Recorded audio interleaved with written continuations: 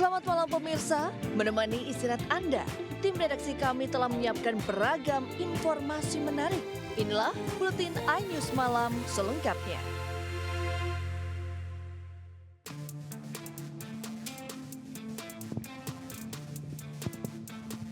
Pria warga negara asing ini ditangkap petugas TNI dan Satpol PP lantaran melakukan aksi di luar nalar di halaman Monas Gambir, Jakarta Pusat, Selasa siang. WNA tersebut kabarnya nekat berlari tanpa busana dan alas kaki, mulai dari pintu gerbang timur hingga masuk ke dalam Monas. Aksi nekat itu diketahui petugas yang terkejut melihat WNA itu tiba-tiba berlari tanpa busana.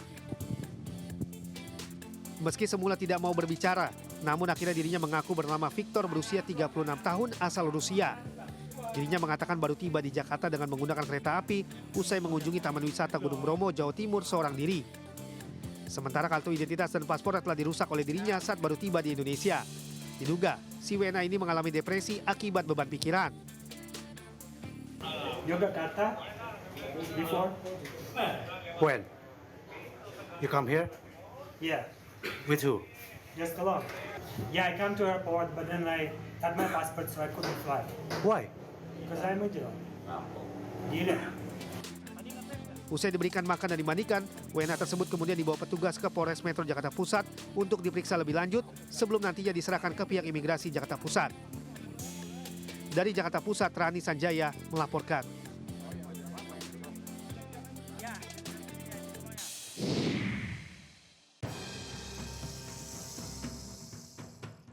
Berpura-pura sebagai pembeli, pria warga negara asing ini mendatangi sebuah toko handphone di Jalan Kiai Haji Ahmad Dahlan, Jombang, Jawa Timur.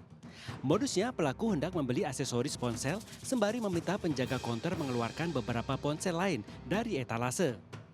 Saat penjaga lengah, pria asing ini mengambil ponsel keluaran Amerika seharga 15 juta rupiah dan menyelipkan di balik dompetnya. Selanjutnya, pelaku menggunakan modus lain dengan cara membayar aksesoris menggunakan uang asing. Lantaran korban menolak pembayaran dengan uang asing, pelaku meminta izin keluar menukarkan uang pada temannya.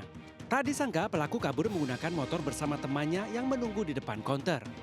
Tersadar ada ponsel yang hilang, korban bergegas mengejar pelaku, namun tak membuahkan hasil. Karena nggak fokus lah kayaknya.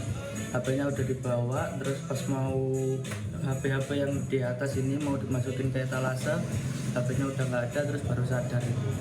Udah HP-nya udah hilang, udah dibawa sama WNA-nya.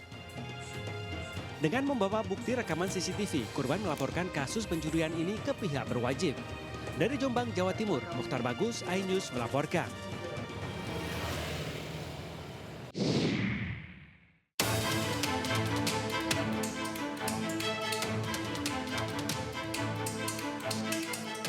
Dalam rekaman CCTV, rumah Fatiwanolo Zega, terlihat dua orang pria tak dikenal mengendarai sepeda motor masuk ke kawasan rumahnya di Jalan Rumah Potong Hewan, Lorong Purnawirawan, Medan Deli, Kota Medan, Sumatera Utara. Salah seorang pelaku menyalakan api dan langsung melempar molotov ke rumah korban. Setelah berhasil melempar bom ke depan pintu rumah, para pelaku langsung kabur. Kobaran api sempat membakar teras rumah, namun tak lama kobaran api padam dengan sendirinya. Fatiwanolo Zega mengatakan teror yang dialaminya terjadi pada pukul 03.49 pagi. Saat itu ia dan istrinya tengah tertidur dan mendengar suara letusan keras dari luar rumah. Korban menduga teror yang dialaminya berkaitan dengan permasalahan buruh yang ditanganinya. Dan saya sudah adukan ke polisi, hasil CCTV-nya itu tadi saya sudah serahkan ke pihak polisi, kepolisian Sumatera Utara, dengan harapan itu bisa diusut tuntas lah. Karena apa yang saya alami pagi ini di rumah saya bukan teror kepada saya pribadi, tapi ini teror kepada penegakan hukum di Indonesia ini, teror kepada kepolisian dan pengawas ketenagakerjaan. Setelah membuat laporan ke Polda Sumatera Utara, korban berharap polisi bisa mengungkap dan menangkap pelaku karena telah merugikan dan mengancam nyawa korban. Dari Medan, Sumatera Utara, Juda Bahar, iNews melaporkan.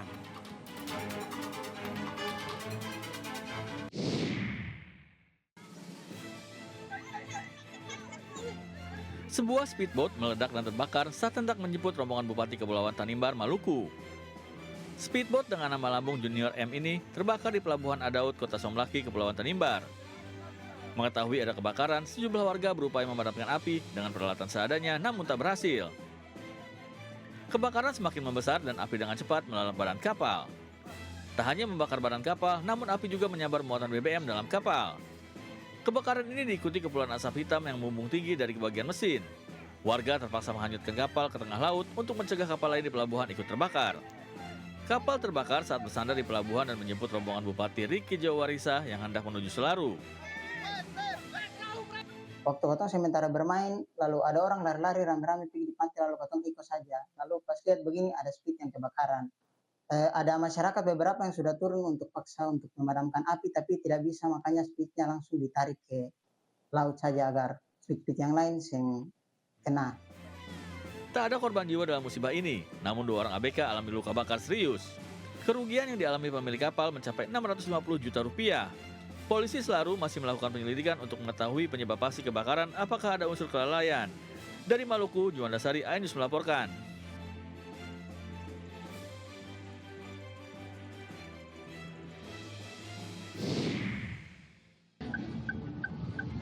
HIS.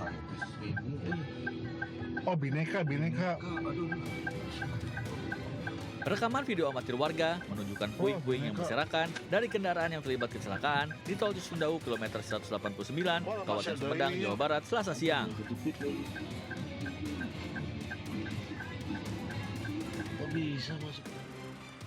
Kecelakaan maut ini melibatkan sebuah kendaraan travel yang menabrak bagian belakang truk box yang sama-sama sedang melaju dari arah Bandung menuju Cirebon. Akibat kecelakaan ini, 3 orang korban meninggal dunia dan 4 orang luka-luka yang langsung dibawa ke RSUD Umar Wira Hadikusuma. Kecelakaan terjadi diduga akibat sopir travel mengantuk saat hendak mendahului mobil box. Dugaan sementara, tidak ada upaya pengaraian di jalan, kemungkinan pengemudinya mengantuk.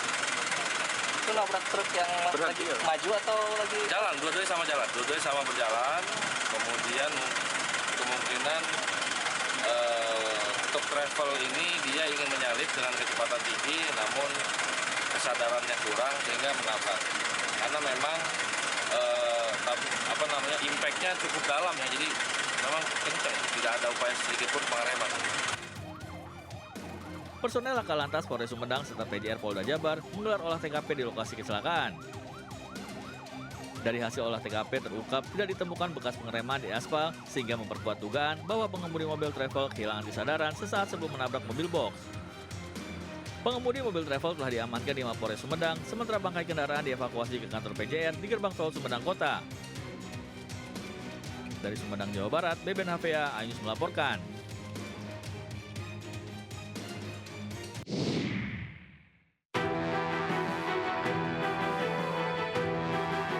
Niat hati ingin membahagiakan istri tercinta di hari ulang tahun dengan memberikan hadiah sepeda motor.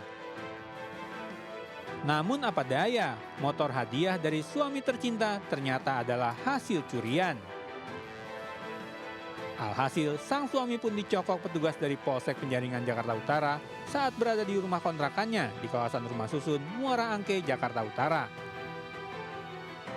Penangkapan ini dilakukan setelah petugas mendapatkan laporan adanya pencurian sepeda motor di parkiran sebuah ruko di kawasan Kapuk Muara, Penjaringan, Jakarta Utara. Pelaku berinisial CR beraksi seorang diri melakukan pencurian dengan menggunakan kunci palsu.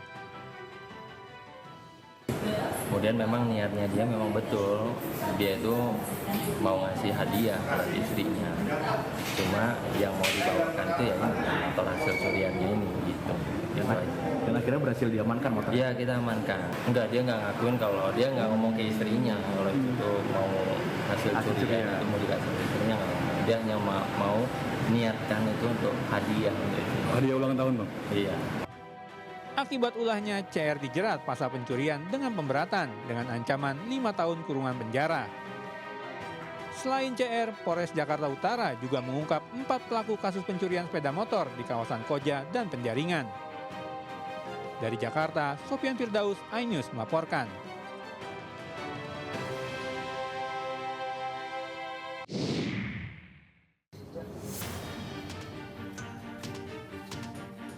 Setelah sempat buron selama 2 hari, pelaku pembakaran bayi di sebuah rumah kontrakan di Desa Tanjung Burung, Kota Tangerang akhirnya ditangkap.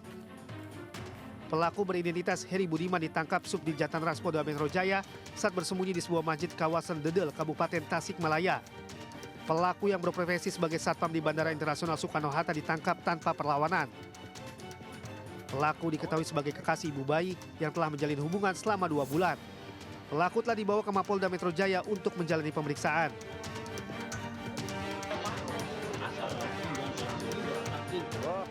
Sebelumnya bocah 4 tahun berinisial MA ditemukan tewas terbakar di dalam rumah kontrakan kawasan Kampung Kresek, Kabupaten Tangerang. Penemuan jasad korban di dalam rumah kontrakan menghebohkan warga sekitar. Warga mengaku panik melihat kepulan asap dari rumah kontrakan yang terkunci. Namun setelah api itu dipadamkan, warga dikejutkan dengan penemuan jasad balita yang hangus terbakar. Tim Liputan melaporkan.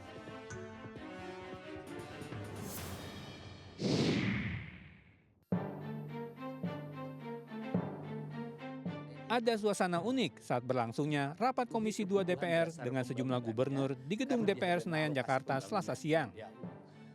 Ketika Gubernur Kalimantan Timur Rudi Masud mendapat kesempatan untuk berbicara, dengan nada bercanda, ia sempat menyebut Gubernur Jawa Barat Deddy Mulyadi dengan istilah Gubernur Konten.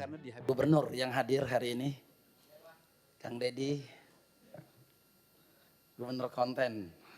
Nah, mantap nih Kang Deddy nih. Terkurasnya dana alokasi. Sebutan ini tak membuat Deddy Mulyadi tersinggung. Saat tiba gilirannya berbicara, Deddy pun merespon sebutan Gubernur Konten tersebut dengan memaparkan keberhasilannya menekan biaya belanja rutin iklan Pemprov.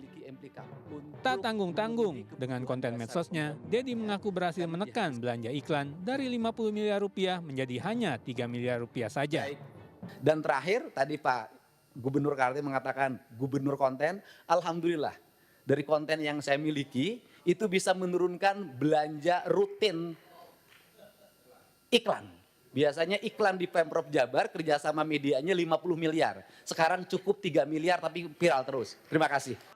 Gubernur Jabar Deddy Mulyadi memang kerap memanfaatkan media sosial saat terjun dan bertemu langsung dengan masyarakat. Langkah ini dinilai efektif karena dengan viralnya tayangan media sosial miliknya, banyak warganet yang menyaksikan sepak terjang gubernur berusia 54 tahun itu mengkampanyekan program-program pemerintah provinsi.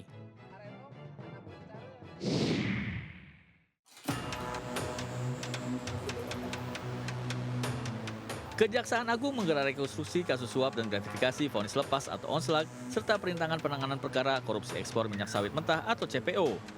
Kejagung menghadirkan 8 tersangka, termasuk 3 majelis hakim Pengadilan Negeri Jakarta Pusat penerima suap, yakni Juyamto, Ali Mutarom, dan Agam Syarif Baharudin. Rekonstruksi dilakukan sebanyak 27 adegan untuk memperoleh kesesuaian dengan keterangan masing-masing tersangka, seperti yang tertuang dalam berita acara pemeriksaan.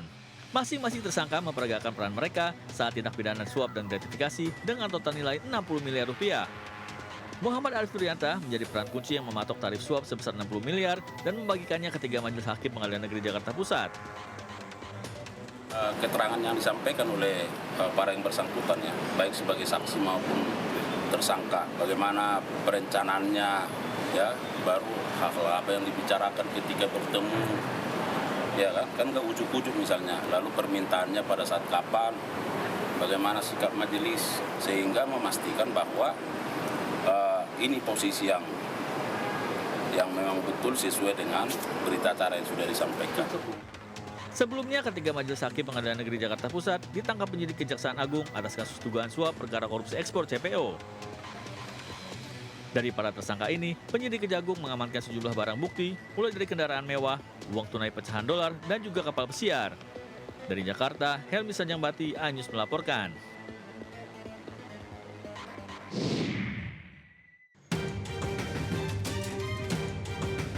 Tim penyidik Jampitsus Kejagung menggeledah rumah mewah mantan pejabat Mahkamah Agung, Zaro Frikar, di kawasan Senopati, Jakarta Selatan pada Oktober 2024 lalu.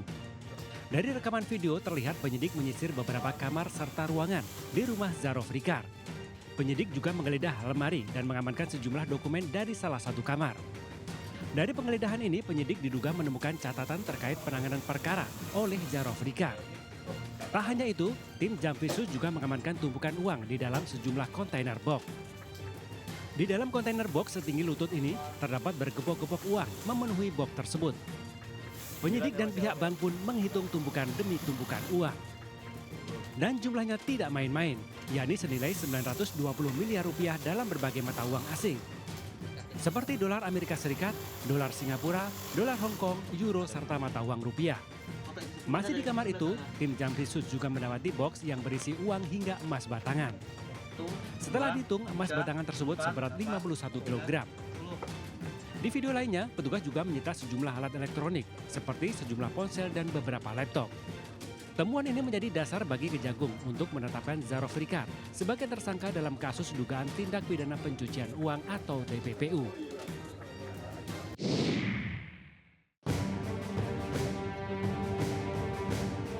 Kepala Kantor Komunikasi Kepresidenan Hasan Nasbi menyatakan mengundurkan diri dari jabatannya tersebut Selasa siang. Terhitung pendiri lembaga politik Serius Network itu menanggalkan jabatannya sejak 21 April 2025. Hasan sendiri mengaku sudah menyerahkan surat pengunduran dirinya pada Presiden Prabowo Subianto melalui Menteri Sekretaris Negara Prasetyo Hadi dan Sekretaris Kabinet Teddy Indrawijaya. Pada hari ini, 21 April 2025, sepertinya saat itu sudah tiba. Surat pengunduran diri saya tanda tangani dan saya kirimkan kepada Presiden melalui 2 orang sahabat baik saya, Menteri Sekretaris Negara dan Sekretaris Kabinet. Kesimpulan saya sudah sangat matang bahwa sudah saatnya menepi keluar lapangan dan duduk di kursi penonton. Hasan Nasbi jadi sorotan pasca pernyataan kontroversialnya terkait teror kepala babi yang menyasar jurnalis Tempo. Respon Hasan yang menanggapi santai teror tersebut bahkan menyatakan agar kepala babi tersebut dimasak saja. Dianggap tidak pantas dan tidak peka serta tidak berpihak pada jurnalis yang menjadi korban teror tersebut. Sampai-sampai Presiden Prabowo pun memberikan teguran kepada Hasan terkait respon kasus teror kepala babi itu. Pengiriman kepala babi. Terus apa yang terjadi pas dikirim itu, apa yang terjadi? Ini semacam ancaman kepada para pers. Pers. Udah dimasak aja. Kalau kepala babi mah dimasak aja.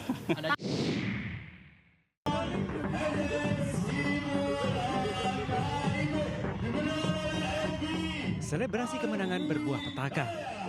Sebuah selebrasi kemenangan seorang siswa berinisial BA berakhir mengenaskan. Betapa tidak, saat berselebrasi usai mencetak gol, korban didatangi seorang pelatih tim lawan dan langsung membantingnya hingga terpelanting ke lapangan. Saat dibanting, korban berupaya menjaga keseimbangan, namun kuatnya bantingan membuat BA jatuh tertunduk di lapangan. Akibat bantingan itu, korban mengalami keretakan di tulang ekor dan memerlukan waktu pemulihan 5 hingga 6 bulan. Di masa pemulihan itu, korban harus menghentikan semua kegiatan olahraganya. Sementara ayah korban, BS, langsung melaporkan kejadian ini ke unit PPA Polrestabes Surabaya. Ayah korban menyayangkan aksi tindakan tidak sportif yang berujung kekerasan. Ya, karena sebelumnya sih kami ada etikat baik supaya sore itu supaya bisa berkunjung ke rumah kami. Namun hingga sampai saya tunggu pukul 10 yang bersangkutan saya tidak hadir, jadi saya pikir tidak ada niat baik. Sementara itu, Kasihumas Polrestabes Surabaya, AKP Rina Santi mengatakan saat ini sebanyak 7 saksi telah diperiksa termasuk korban dan pelaku. Polisi akan terus melakukan pendalaman untuk mengetahui alasan pelaku melakukan tindakan kekerasan terhadap seorang anak yang masih di bawah umur. Jemput bola, mendatangi sekolah, dan sudah melakukan olah TKP.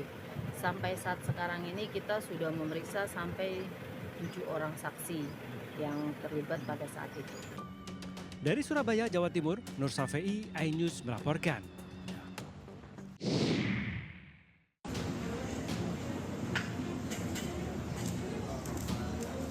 Dua orang pelaku pencurian plat besi kolong tol Papangu, Tanjung Priok, Jakarta Utara, serta 3 orang penadah ditangkap aparat kepolisian Polres Jakarta Utara.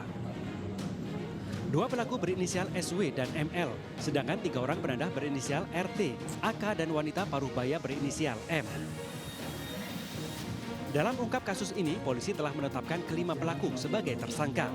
Dan 2 orang berperan sebagai pelaku pencurian berinisial RP dan RD masih dalam pengejaran dan sudah ditetapkan dalam daftar pencarian orang atau DPO. Mereka melakukan pencurian plat besi yang melekat di dinding kolong tol Papangu secara bertahap dalam kurun waktu sekitar 1 tahun. Adapun modus dari para pelaku adalah dalam hal ekonomi ya untuk dijual kembali kepada penadah dengan ancaman pidana penjara maksimal 7 tahun penjara. Sedangkan pihak pengelola tol, Joko Sabto, mengungkapkan atas kejadian pencurian itu sebanyak 400 plat besi yang berfungsi untuk menambah kekuatan jalan tol dicuri dengan total kerugian mencapai 1 miliar rupiah. Pastinya nanti langkah berikutnya adalah memang kami akan lebih sering melakukan kegiatan seperti patroli begitu untuk meningkatkan pengawasan dan pastinya kerjasama dengan pihak Polres maupun wilayah.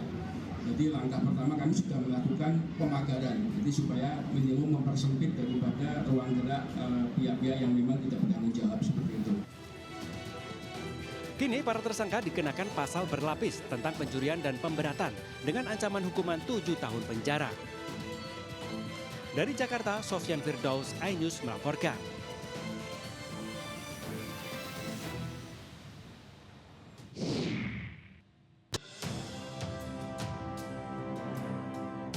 Kontes kecantikan dunia Miss World ke-72 pada tahun 2025 akan digelar di Telangana, India pada 31 Mei 2025 mendatang.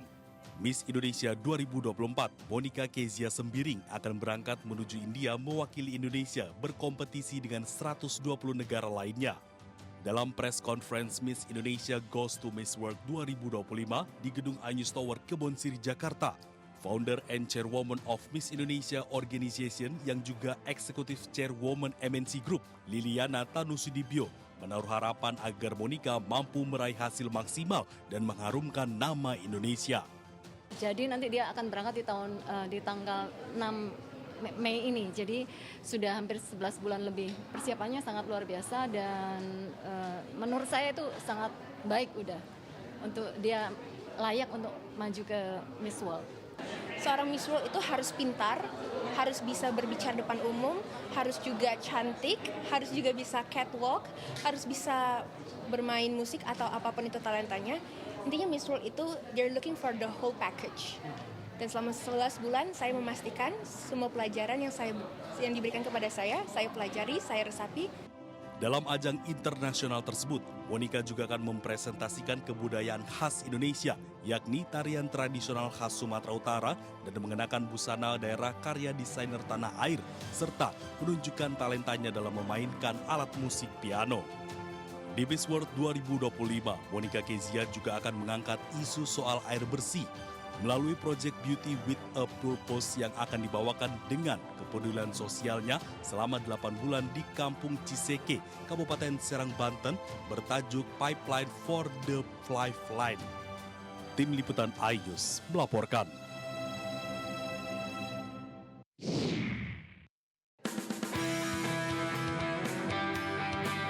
Fedor Gorz, atlet biliar asal Rusia Amerika, dan Johan Chua, atlet biliar asal Filipina, memeriahkan event exhibition dengan tajuk True Champ bersama Fedor Gorz di Orizapol and Cafe Tangerang. Pada event yang diinisiasi PB Popsi dan Moore Production serta iNews Media Group ini, para atlet tanah air serta para pecinta biliar dapat merasakan langsung bermain bersama atlet biliar kelas dunia. Selain menghadirkan pengalaman bertanding dengan atlet internasional, event ini juga diharapkan dapat membangun motivasi atlet biliar Indonesia. Ya, terutama kita pasti goalnya Tim Today itu pingin ngadain turnamen di Indonesia yang berkelas dunia. Ya ini kita step-stepnya dari Alvin dan Mbak Mori juga udah sangat banyak bantu untuk promosikan biliar di Indonesia. Ya, yang pasti kita ke depan juga mau build up atlet-atlet junior yang bisa nanti one day berkompetisi di kelas dunia dan di turnamen di luar negeri juga nanti. Tujuan kami adalah supaya para pecinta biliar Indonesia bisa melihat langsung seorang juara dunia bermain dan kita berharap itu bisa memotivasi pemain Indonesia untuk suatu saat bisa menjadi juara dunia. Selain memberikan kesempatan yang langka bagi para pecinta biliar tanah air, acara ini juga bentuk kontribusi dalam memajukan biliar di Indonesia. Ya mudah-mudahan yang terbaik lah buat biliar di Indonesia juga, buat semua orang yang datang ke sini biar mereka juga bisa dimotivasi kita semua untuk lebih maju ke depannya. I think we're moving in the right direction. Just hopefully we keep going in that direction for the next 3 to 4 years, I'd say, and we'll be good. Definitely will be somebody coming from Indonesia as well. There's a lot of players here. PB Popsi terus mendorong atlet muda biliar tanah air berkembang agar mampu berkompetisi di kelas dunia. Dari Tangerang, Banten, Jessica Winoto, Muhammad Khairuddin, Muhammad Firmansyah, iNews melaporkan.